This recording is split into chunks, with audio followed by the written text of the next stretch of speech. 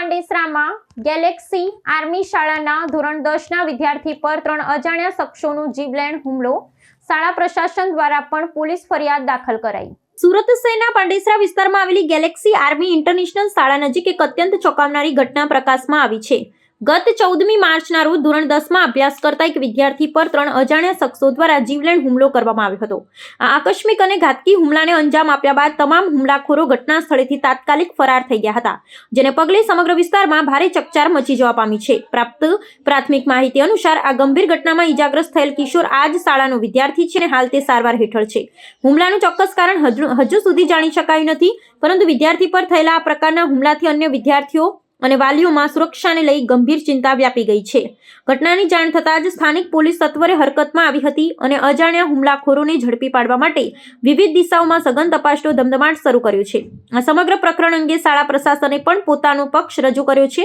શાળાના સંચાલક મંડળ દ્વારા સત્તાવાર નિવેદન આપતા સ્પષ્ટતા કરવામાં આવી છે કે આ જીવલેણ હુમલાની ઘટના શાળાના સંકુલની અંદર બની નથી. વધુમાં વિદ્યાર્થીના હિત અને સુરક્ષાને ધ્યાનમાં રાખી શાળા વ્યવસ્થાપન દ્વારા પણ આ મામલે પોલીસ મથકમાં ઔપચારિક ફરિયાદ નોંધવામાં આવી છે. હાલ પોલીસ સુરક્ષા કેમેરા અને અન્ય માધ્યમો થકી ફરાર ગુનેગારો સુધી પહોંચવાના પ્રયાસો કરી રહી છે. કુનાલ શાહ, ટ્રસ્ટી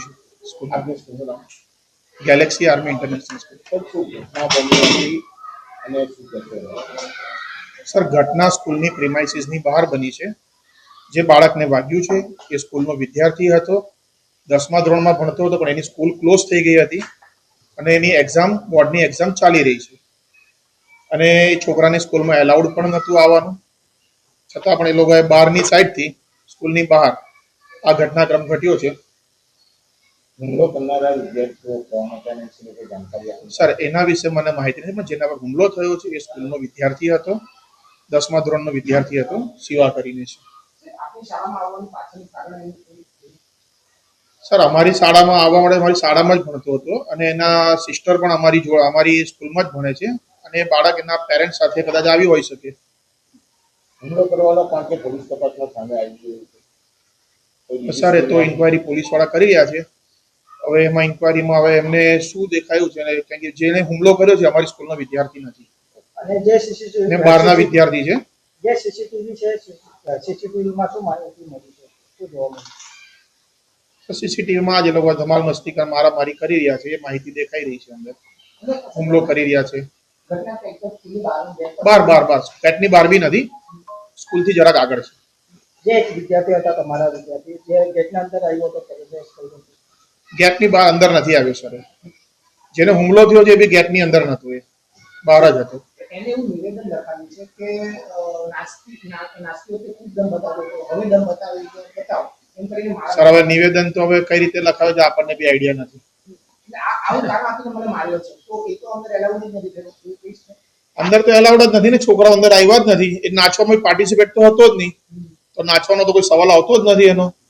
કારણ કે જે પ્રોગ્રામ હતો એ તો છોકરાઓનો હતો.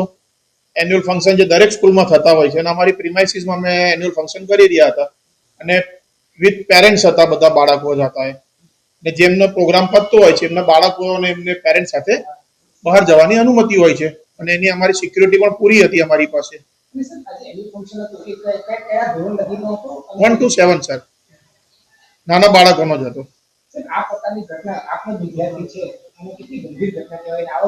સર, આ વસ્તુ તો થવી જ ના જોઈએ. સૌથી પહેલી વાત તો એ છે, આ વસ્તુ બહુ જ ખરાબ કહેવાય છે, સમાજ માટે પણ ને આપણા માટે પણ. અને તો રોક થવી જ જોઈએ. માર્ચ 2026ના રોજ પાંડેસરાના ગેલેક્સી આર્મી ઇન્ટરનેશનલ સ્કૂલ છે તેની બહારના ભાગે વિદ્યાર્થીઓ વચ્ચે ઝઘડો થયેલો, જેમાં એક વિદ્યાર્થીને 4 વિદ્યાર્થીઓએ ભેગા થઈ અને એક છરી મારેલી અને જેના અનુસંધાને ભોગ બનનાર વિદ્યાર્થીના પિતાજી રામ ગગનજીએ પાંડેસરા પોલીસ સ્ટેશનમાં ફરિયાદ નોંધાવેલી અને એ ફરિયાદના આધારે પાંડેસરા પોલીસ સ્ટેશને ગુનો દાખલ કરી અને આગળની તપાસ ચાલુ કરેલી છે. અને આ બાબતે કાયદાના સંઘર્ષમાં આવેલ 4 બાળ કિશોરોને અટકાયતમાં લેવામાં આવ્યા છે, ડિટેન કરવામાં આવેલા છે. ઘટનામાં ગેલેક્સી આર્મી ઇન્ટરનેશનલ સ્કૂલનો એન્યુઅલ ડે હતો, જેમાં બધા વિદ્યાર્થીઓ ભાગ લેવા માટે આવેલા હતા અને એમાં ડાન્સ કરવાની બાબતમાં વિદ્યાર્થી વચ્ચે માથાકૂટ થયેલી અને એ માથાકૂટના આધારે સ્કૂલની બહાર નીકળી અને આ હુમલો થયેલો છે. સર કેટલી ગંભીર ઘટના કહેવાય જે રીતે આખું સામે આવ્યું છે, બાળકો ચાકુ લઈને આવી પ્રાથમિક ઇન્કવાયરીમાં મારી એટલું જાણવા મળેલું છે કે એક જે બાળ કિશોર છે એણે 6 મહિના પહેલાં જે છરી છે એ ઓનલાઈન મંગાવેલી, ખરીદ કરેલી છે અને એ જે વિદ્યાર્થી જે બાળક છે એ સ્કૂલમાં નથી ભણતો, પણ એના મિત્રએ જેને માથાકૂટ થયેલી એ મિત્રએ એને ફોન કરી તાત્કાલિક બોલે કે આ રીતે મારે ઝઘડો થયો છે અને તું મદદમાં આવ, એટલે ત્યાં આવેલો. અને સર પ્રાથમિક તપાસમાં અત્યારે હવે આગળ કઈ રીતની તપાસ થઈ શકે શું છે?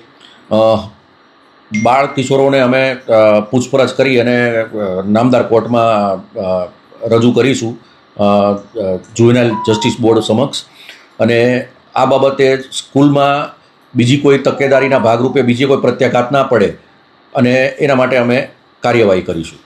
સર બાળકો ત્યાં જ ભણતા હતા કે બીજી કોઈ વિગત મળી હોય?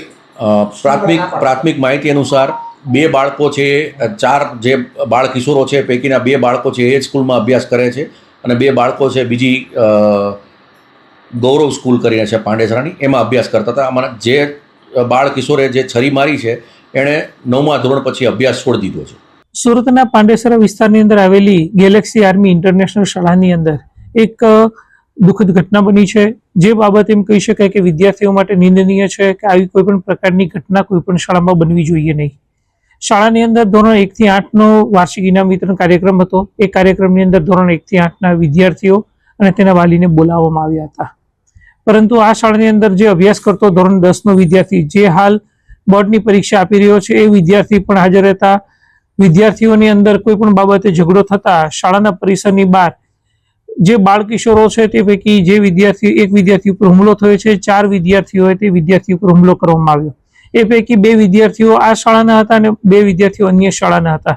જે તપાસ પ્રક્રિયા પોલીસ ડિપાર્ટમેન્ટ અંતર્ગત ચાલી રહી છે, પરંતુ 4 બાળ કિશોરો દ્વારા એક વિદ્યાર્થી ઉપર છરી વડે હુમલો કરવામાં આવ્યો છે, જેથી કરીને એ વિદ્યાર્થી અત્યારે હાલ સિવિલ હોસ્પિટલમાં સારવાર હેઠળ છે. પરંતુ આવી કોઈ પણ પ્રકારની ઘટના શાળામાં બનવી ન જોઈએ. સુરતની અંદર તમામ શાળાઓની અંદર સ્કૂલ બેગ વિદ્યાર્થીઓની ચેક આકસ્મિક રીતે ચેક કરવાનું જણાવવામાં આવ્યું છે. વાલીઓ શાળાએ વિદ્યાર્થીઓને મોકલે ત્યારે પણ સ્કૂલ બેગ ચેક કરે તેવું સૂચન કરવામાં આવ્યું છે.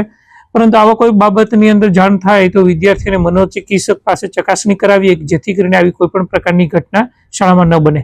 આ વિદ્યાર્થીઓને હાલ અટકાયત પોલીસ ડિપાર્ટમેન્ટ દ્વારા કરવામાં આવી છે. વધારે વિગતવાર તપાસ પોલીસ વિભાગ દ્વારા થઈ રહી છે, પરંતુ આવી કોઈ પણ પ્રકારની ઘટના શાળામાં ન બને તે માટેની તાકીદ દરેક શાળાઓને કરવામાં આવે છે કે આ બાબતે તકેદારી રાખવી, જેથી કરીને આવી કોઈ પણ પ્રકારની ઘટના શાળામાં ન બને.